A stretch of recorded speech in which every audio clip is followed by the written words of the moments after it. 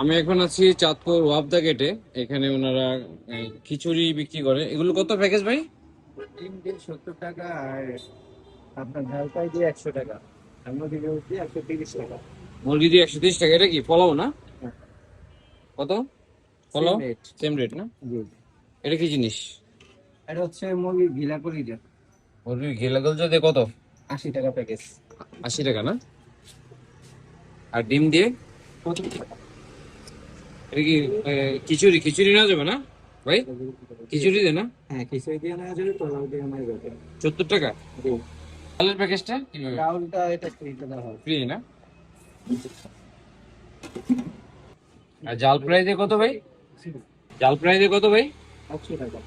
100 টাকা না?